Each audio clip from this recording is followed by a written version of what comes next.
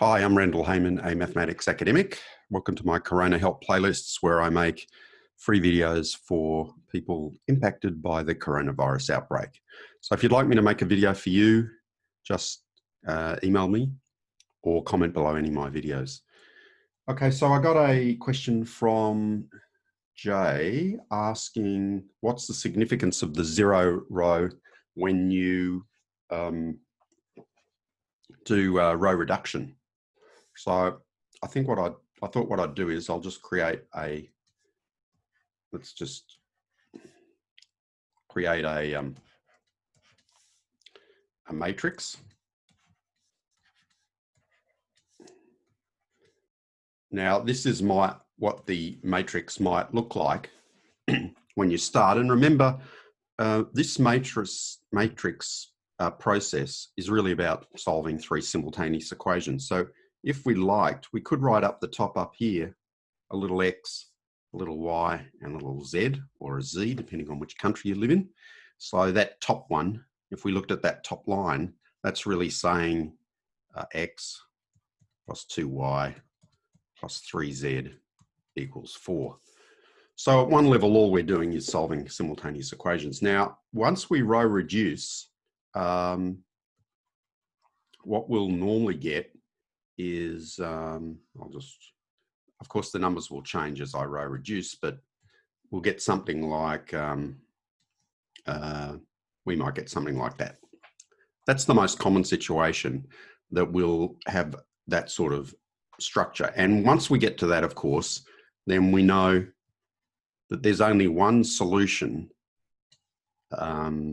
because when we look at this row here, when we look at this row here, that tells us that 9z equals 12. So we know that z equals 12 on 9. And then we can move up to this row. Now here we know that 6y plus 7z equals 8. We know what z is, so that's a tick. So we can then work out what y is. And then we go up here. And once we know y and z, we can work out x. So that's the normal situation. And but the question I got was what happens if you get more zeros, I suppose, in that second row or even the third row. Or the second or third row, actually. So let's just have a talk about this. So this was a 0, this is a 0, this is a 0, this is a 0. So you can follow the same process to come to the right conclusion here. So there's nothing new in what I'm going to say here. What does this tell us? This tells us that 0x plus 0y plus 0z equals 12. Now, that's impossible because no matter what x, y, and z is, when you multiply them, you get 0. So we're going to always be adding up zeros. We're going to have 0. So this is impossible. So in this case, there's no solution. However, there's one exception to that, and that's if I change this to a 0. So if you get a 0 right across all four, well, then that's different because now the x, y, and z can be solved.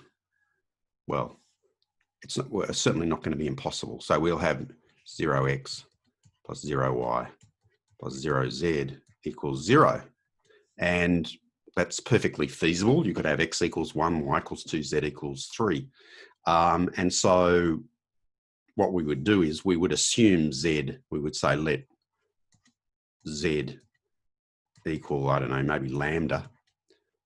And having worked that out, we know that z equals lambda. We can work out from this line y, and here we could work out x. When I say work out y, in terms of lambda, and here in terms of lambda. Okay, so the conclusion when we have all zeros like this is that there's actually an infinite number of solutions. So there's only three possibilities here. The most normal, or the most common situation is that there's a single solution for x, y, and z. The second is that we can have a situation where there's no solution. And the third is we can have an infinite number of solutions. So I hope that's helped Jay and anyone else that's watching.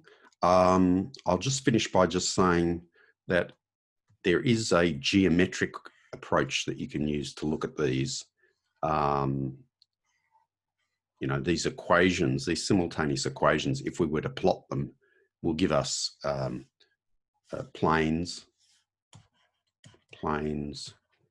or lines or points, and the interaction of all these planes and lines, we can once again come to the conclusion that there'll either be one solution, zero solutions, or an infinite number of solutions. And that's quite consistent with looking at it geometrically, which I can get into if anybody's interested. Okay, I think that's all I wanted to say on that.